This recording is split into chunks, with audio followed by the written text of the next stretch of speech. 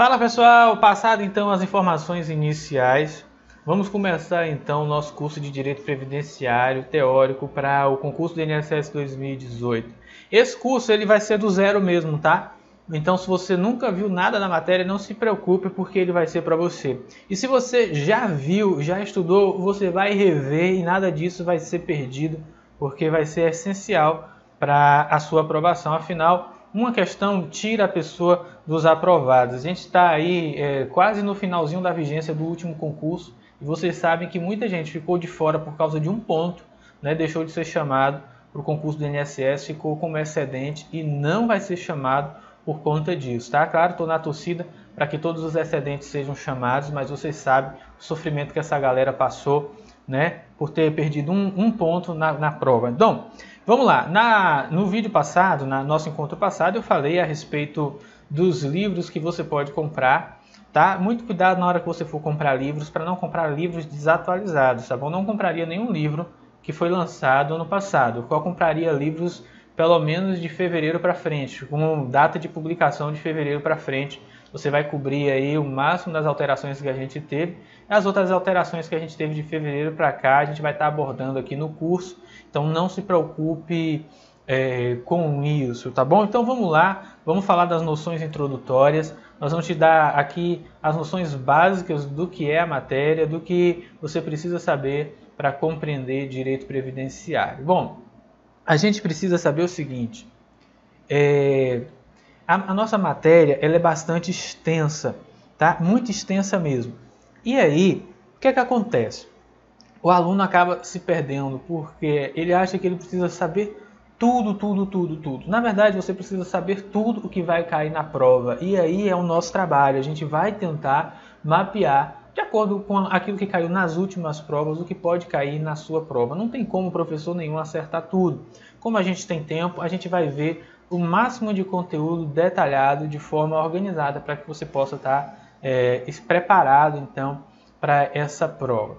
Então, em termos de noções introdutórias, o que é que você precisa saber? A gente começa com Seguridade Social na Constituição de 1988. Essa aula de hoje tem o mesmo conteúdo da aula gratuita lá do YouTube, tá? Mas aqui a gente vai estar gravando novamente para que você tenha um estudo completo, não fique picotado, mas para que você tenha um material completo.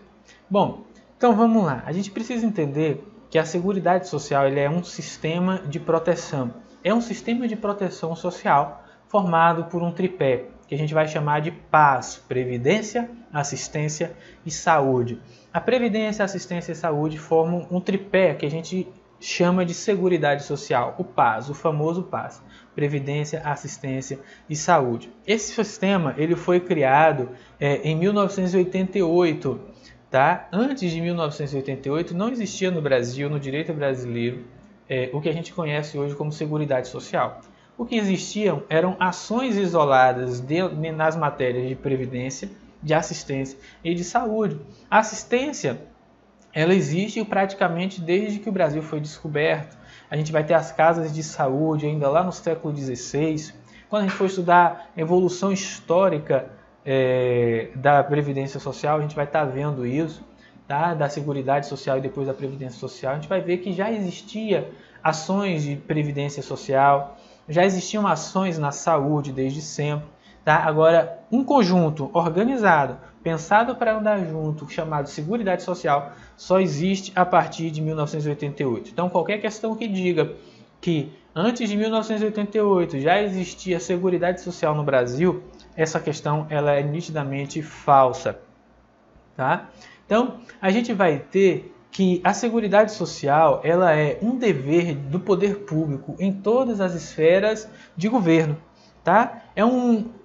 É obrigatório o poder público ter ações para dar proteção social nas áreas da Seguridade Social. Mas não é apenas um dever do poder público, é um dever do poder público em todas as esferas de governo, com participação de toda a sociedade, tá? E aqui a gente vai ter que o público, ele é obrigado, o poder público é obrigado a implementar ações que deem eficácia, que tragam realmente eficácia à Seguridade Social, à Previdência, Assistência e Saúde, enquanto que o poder privado, né, ele é facultado, a ele não é imposto, a ele é opcional ter ações que venham a colaborar com a Seguridade Social.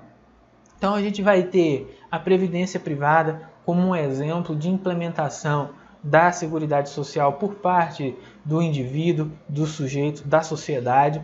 Nós vamos ter hospital particular que atende pelo SUS, implementando a saúde. Nós vamos ter instituições filantrópicas que fazem parte do SUAS, Sistema Único de Assistência Social. Então essas são ações promovidas por particulares em favor da Seguridade Social. Olha, o conceito de Seguridade Social é muito simples. É um conjunto de ações do poder público e de toda a sociedade que visam garantir o direito à previdência, à assistência e à saúde. O que é a previdência, a assistência e a saúde? A PAS, né? O PAS, Previdência, Assistência e Saúde, a Seguridade Social. O artigo 194 da Constituição, tome nota aí para você ir lá na sua Constituição e grifar, para você marcar aí no seu caderno para leitura posterior, diz o seguinte: a Seguridade Social compreende um conjunto integrado de ações de iniciativa dos poderes públicos e da sociedade. Poder público obrigatório, da sociedade é facultativo, ele não precisa de fato atuar com ações para a Seguridade Social. Mas a Seguridade Social compreende um conjunto integrado de ações da iniciativa dos poderes públicos e da sociedade destinadas a assegurar os direitos relativos à saúde, à previdência e à assistência social. A gente vai falar sempre nessa ordem: previdência, assistência e saúde, formando a sigla PAS, PAS com S, Previdência, Assistência e Saúde, compõe a Seguridade Social. Repita comigo: Previdência, Assistência e Saúde. Não faça cara de bobo, repita comigo: Previdência, Assistência e Saúde. O PAS formam a Seguridade Social.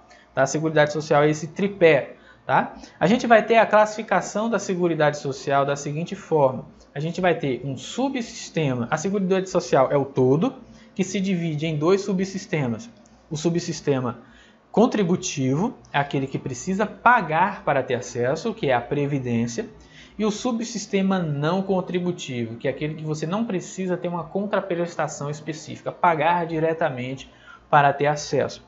Então, se você hoje quebra o seu braço e está impedido de trabalhar e se dirige até o INSS, um dos requisitos que o servidor, ou que você vai ter que observar enquanto servidor no futuro, é se aquela pessoa possui qualidade de segurado para ter direito ao benefício de auxílio-doença. Se ela não possuir a qualidade de segurado, ela não terá direito à previdência. E como é que ela possui a qualidade de segurado? Pagando, contribuindo para o regime geral da Previdência Social, pagando para o INSS.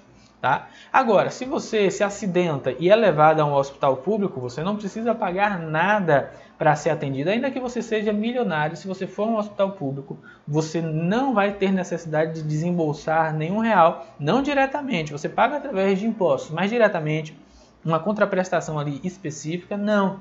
Tá? Por quê? Porque a saúde é não contributiva, não tem contraprestação direta. Da mesma forma, a assistência social, que é prestada às pessoas que estão em situação de vulnerabilidade, de extrema pobreza, e não há necessidade, então, de contribuir, nem teriam condições de estar contribuindo para ter acesso à assistência social. Bom, o artigo 194, seu parágrafo único, diz o seguinte: compete ao poder público, nos termos da lei, organizar a Seguridade Social com base nos seguintes objetivos. Esses objetivos são verdadeiros princípios. E nas provas de direito previdenciário, se eles perguntarem quais são os princípios da Seguridade Social expostos na Constituição, você tem que saber que a prova está lhe perguntando desses objetivos descritos no parágrafo único do artigo 194. Tá? O objetivo desse artigo, da Seguridade Social, imposta por esses princípios, é dar proteção às pessoas em situação de risco. Tá?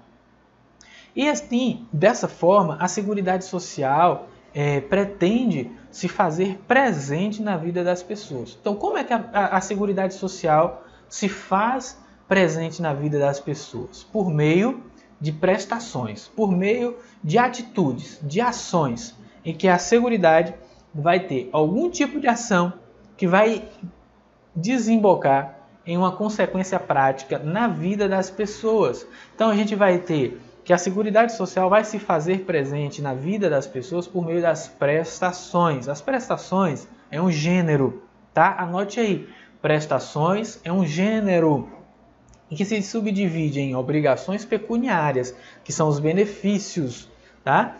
Então, obrigações pecuniárias, benefícios, pecuniária, pagar, pagamento, benefício, tá? E obrigações de fazer, que são os serviços. Então, a prestação é um gênero que se subdivide em obrigações pecuniárias e obrigações de fazer. Obrigações pecuniárias são os benefícios, salário maternidade, pensão, aposentadoria, entre outros. E obrigações de fazer são os serviços que nós veremos detalhadamente mais à frente.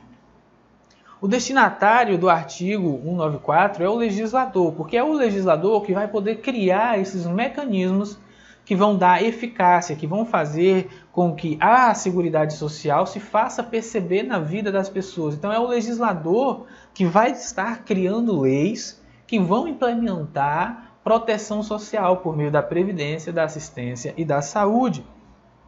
E aí, para que o legislador possa implementar essas ações que vão trazer vida à previdência social, à saúde, à assistência, ou seja, à seguridade social na vida dos cidadãos, a gente vai ter os princípios norteadores, que lá no parágrafo único a gente chama de objetivos, mas que são verdadeiros princípios constitucionais da seguridade social. E aqui a gente vai começar então a falar não mais dos aspectos básicos, aqui a gente já começa a entrar no conteúdo da matéria mesmo, de forma mais consistente. Então nós vamos falar agora dos princípios da Seguridade Social que a gente encontra na Constituição Federal.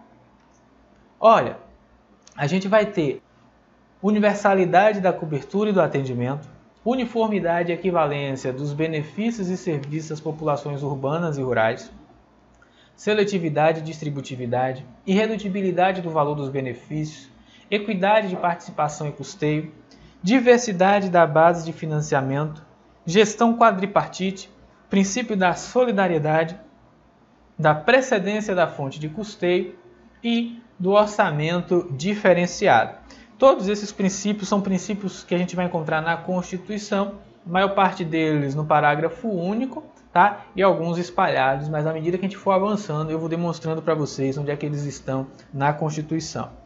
Primeiro que a gente vai estudar, artigo 194, parágrafo único, é o princípio da universalidade da cobertura e do atendimento.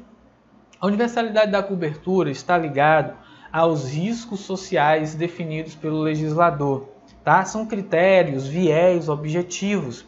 Então, a universalidade da cobertura está ligada aos riscos sociais definidos pelo legislador. São os critérios, os viés, objetivo. Enquanto que a universalidade do atendimento são as pessoas que serão atendidas, tá? Pela previdência, pela assistência, pela saúde. É o critério, o viés subjetivo. Então a gente tem na verdade, dois princípios. O princípio da universalidade da cobertura do atendimento, tá? Se divide em cobertura e atendimento. Cobertura está ligado ao viés objetivo, tá? Aos riscos sociais definidos pelo legislador, enquanto que universalidade do atendimento está ligada às pessoas que serão atendidas, aquelas pessoas que vão receber, né, a proteção da legislação por meio da previdência, assistência e saúde. A universalidade da cobertura e do atendimento, elas vão variar de acordo com o ramo da previdência, da Seguridade Social em que a gente estiver. Então, a universalidade ela não tem o mesmo parâmetro a depender. Se você está falando de previdência, a universalidade ela tem uma força. Se você está falando de saúde, ela tem outra força. E se você está falando de assistência, ela tem outra força. Eu vou lhe dar um exemplo. E aqui uma questão de prova muito comum. Em quais ramos da Seguridade Social o princípio da universalidade da cobertura e do atendimento tem mais força? Para você, é na previdência? É na assistência ou é na saúde? Bom, onde ele é mais fraco, com certeza, é na previdência. Por quê? Porque o princípio da universalidade só se aplica àqueles que pagam, que contribuem, porque a Previdência é contributiva. Então, se a pessoa não contribui para a Previdência Social, para o regime geral, ela não tem acesso. Logo, ela não está coberta para a universalidade. Então, essa universalidade ela está restrita apenas àqueles que pagam. Se você não paga, você não está dentro da universalidade da cobertura do atendimento em relação à Previdência Social, tá? Com relação à assistência social, a gente vai ter uma universalidade um pouco mais forte do que na Previdência. Porque você não precisa contribuir, mas você precisa preencher o requisito de miserabilidade. Então você tem que ser uma pessoa que não tenha condições de se manter ou ser mantido por sua família. Você tem que estar em condição de pobreza. Então, a título de exemplo, o benefício assistencial ao idoso, ele é devido ao idoso. Então, não é todo mundo, é só o idoso. E quem é esse idoso? Pessoas que têm mais de 65 anos. Cuidado, as provas costumam fazer a pegadinha do idoso do Estatuto do Idoso, que é com 60 anos. Para o direito previdenciário, o idoso considerado aqui é o idoso com mais de 65 anos. E aqui um parênteses, a gente está falando de benefício assistencial, tá? Mas tudo que envolve a matéria, tanto na área da saúde, da assistência e da previdência, aqui no curso a gente vai estar chamando de direito previdenciário, tá bom? Pra você não confundir. Mas assim, voltando aqui, na assistência social há uma universalidade, mas também uma universalidade mitigada, uma universalidade com menos força. Por quê? Porque não é para todo mundo. É para senhores que tenham ou senhoras que tenham mais de 65 anos e que não tenham renda familiar por pessoa acima de 1/4 salário mínimo. Tá ok? Então divide o salário mínimo pela quantidade de membros. Se der mais que 1/4 por pessoa, então essa pessoa não vai ter direito. Então assim, também não é uma universalidade totalmente universal, mas existe uma universalidade entre aqueles idosos que têm 65 anos e renda abaixo de 1/4 salário mínimo por pessoa da família, ele vai ter direito ao benefício da assistência social, o benefício assistencial ao idoso, tá? E onde que então é o que sobra e é onde o benefício da universalidade da cobertura do atendimento tem mais força, é na saúde, porque na saúde não tem nenhum impedimento, qualquer pessoa tem acesso total à saúde pública, pelo menos no mundo teórico, não tem nenhum porém, não tem nenhuma condição, basta você estar necessitando de uma atenção na sua saúde, você vai se dirigir a um posto de saúde, a um hospital público, que você vai ter então esse suporte totalmente gratuito e um acesso irrestrito, independente de você ser rico ou de você ser pobre, tá? E agora a gente passa para o nosso segundo princípio, que é o princípio da uniformidade e equivalência dos benefícios e serviços às populações urbanas e rurais. Até a nossa Constituição de 88, existia uma diferença entre urbanos e rurais. Os benefícios para os rurais eram benefícios muito menos privilegiadores, muito mais discriminadores, na verdade, do que os urbanos. Por exemplo, a aposentadoria por velhice do trabalhador rural correspondia a 50% do salário mínimo, enquanto que o urbano era um salário mínimo completo, né? A pensão urbana a pensão rural correspondia a 30% do benefício que seria dado a um trabalhador urbano, por exemplo. Então havia uma discriminação. Discriminação negativa, ela é proibida, tá? O que é essa discriminação negativa? É pessoas em iguais condições terem um tratamento diferenciado. Os dois eram trabalhadores? Sim, eram trabalhadores. Trabalharam pelo mesmo período? Sim, trabalharam pelo mesmo período. E eles podiam receber benefícios diferentes? Podiam, até que a Constituição veio e falou, opa, essa discriminação de urbanos e rurais ela é considerada negativa e não pode. Então, os urbanos e rurais agora recebem os mesmos tipos de benefícios, com algumas peculiaridades, mas em tese são os mesmos tipos de benefícios. Então a aposentadoria para o rural é no mesmo valor da aposentadoria para o urbano, a depender do tipo de contribuição que ele verte para o sistema. Mas isso a gente vai ver lá na frente, tá? Então agora a discriminação positiva, ela é possível, é a isonomia, é tratar os iguais igualmente e os desiguais na medida das suas desigualdades. Então aí sim É possível. Por exemplo, a gente tem a questão, ainda na comparação de urbanos e rurais, a gente tem que o trabalhador urbano, o homem se aposenta com 65 e o homem rural, o trabalhador rural, se aposenta com 60. A mulher se aposenta com 60 anos, se urbano, 55 se for mulher. Por quê? Porque o trabalhador rural trabalha exposto ao sol, num ambiente muito mais insalubre, danoso para a sua saúde, que o trabalhador urbano. E é muito comum, eu trabalhei muitos anos em cidades onde os benefícios eram majoritariamente urbanos, majoritariamente rurais, e você pegava senhoras de 55 anos com cara de 70, tá? Senhores de 40 anos com cara de 60, 65, tá? E aí, quando eu mudei para uma agência, para a agência onde eu estou hoje, que é o inverso, é majoritariamente urbano, a gente pega senhores de 60 anos com cara de homens de 50. Às vezes eu ainda estou me acostumando a trabalhar, a lidar com a aparência do trabalhador urbano. Ele é muito mais jovem do que o trabalhador rural. Então isso é um exemplo de discriminação positiva. Por quê? Porque o trabalhador rural ele envelhece mais rápido do que o trabalhador urbano. Então, para igualá-los nas suas diferenças, há uma discriminação positiva. Discriminação positiva, perfeito. Discriminação negativa, não é bom. E aí, se houver discriminação negativa como algo positivo em qualquer questão de prova, marque como errado. Bom, dito isso, a gente já pode ir para o princípio da seletividade e distributividade na prestação dos benefícios e serviços.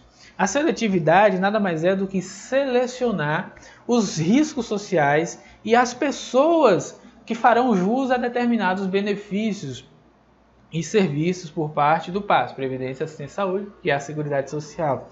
Então aqui a gente vai ter um exemplo que é o LOAS. O LOAS, você não pode dar uns benefícios de salário mínimo para todo mundo que é pobre. Então, dentre os pobres, aqueles que só têm renda de até 1/4 do salário mínimo por pessoa, tá? Dentre os idosos, aqueles que têm mais de 65 anos. Você está selecionando, não são todos os idosos. Idosos no nosso país é a partir dos 60, mas não são todos os idosos que fazem jus ao benefício assistencial ao idoso. São aqueles idosos que têm mais de 60 anos. O que é que o legislador está fazendo?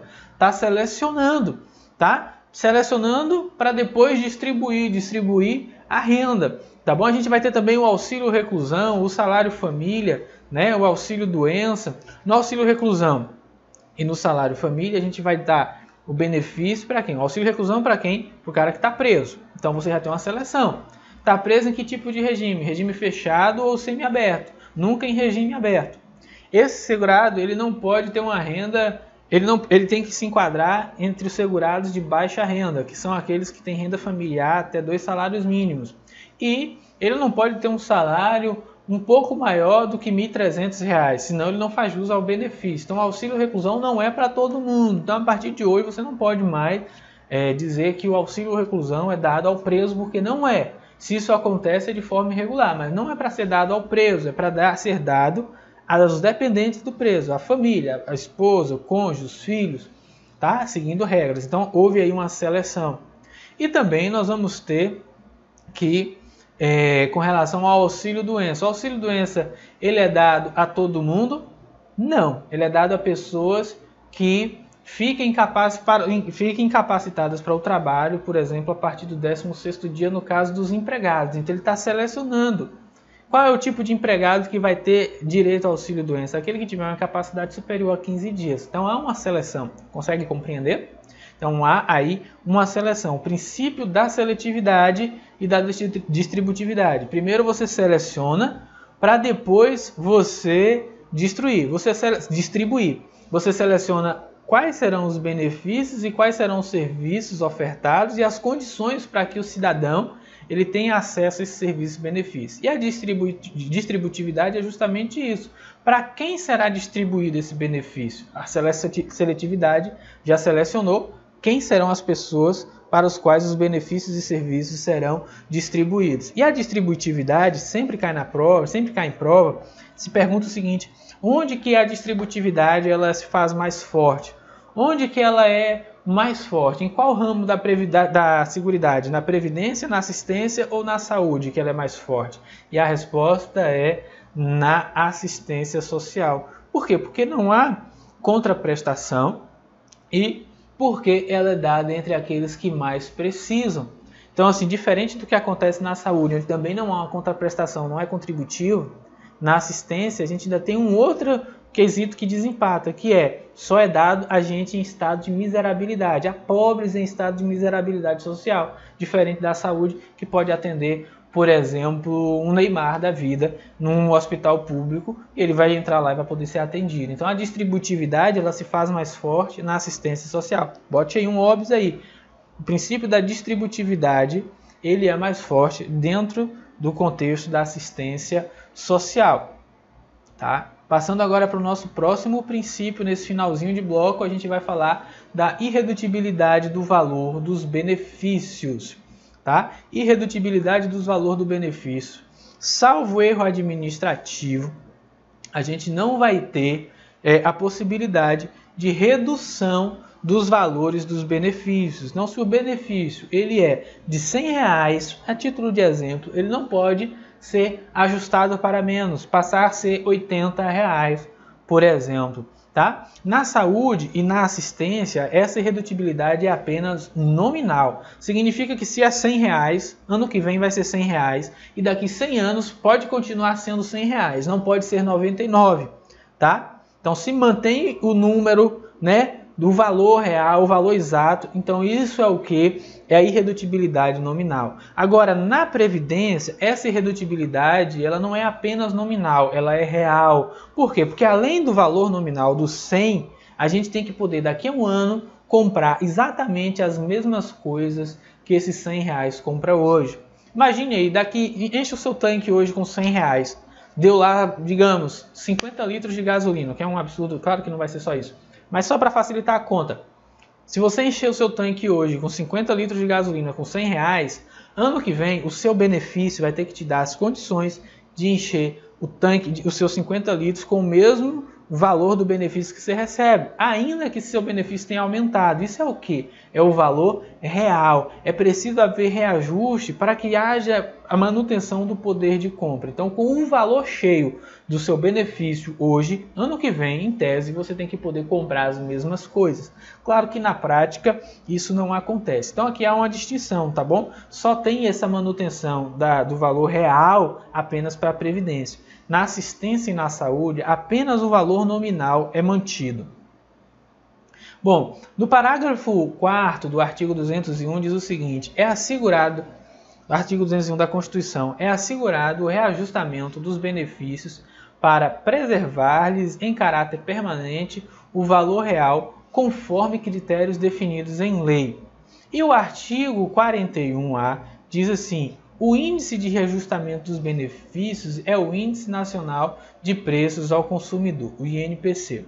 Bom, vamos falar sobre esse artigo 201, parágrafo 4º, para você não ter confusão. Na prova, tanto o CESP, FCC, quanto as demais bancas, Sesgan Rio, elas são pacíficas no sentido de que o valor nominal ele é para todas as áreas da Seguridade, Previdência, Assistência e Saúde. Mas o valor real, manter o poder aquisitivo, é apenas para a Previdência Social. Aí a pessoa está estudando sozinho pela lei, ela lê esse artigo 201, parágrafo 4º, e ela fala, aqui ó, está dizendo aqui, assegurado o reajustamento dos benefícios para preservar-lhes em caráter permanente o valor real conforme critérios definidos em lei.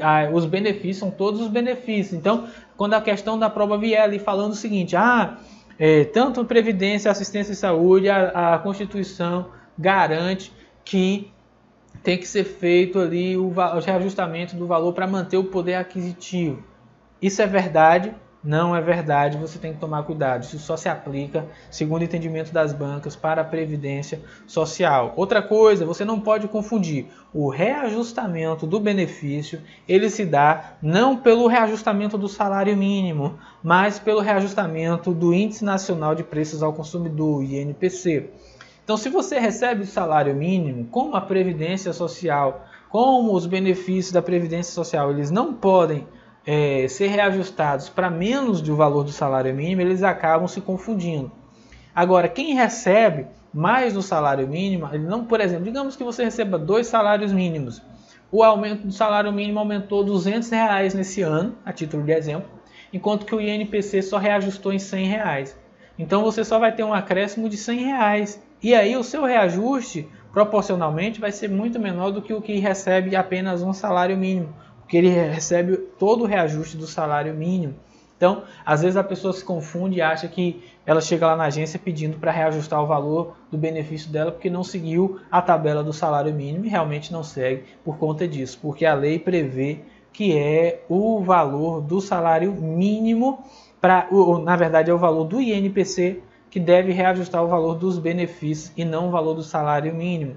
Já o artigo 41A da Lei de Benefícios da 823/91 diz o seguinte: o valor dos benefícios em manutenção será reajustado anualmente na mesma data do reajuste do salário mínimo pro rata, de acordo com as perspectivas dadas de início ou do último reajustamento, com base onde? No Índice Nacional de Preços ao Consumidor, INPC, apurado pelo IBGE. Então, gente, não confunda. Os benefícios previdenciários, eles são ajustados de acordo com o INPC e não com o salário mínimo. Aqui nós paramos com esse nosso primeiro bloco dessa nossa primeira aula, tá? Na próxima aula a gente continua esse assunto.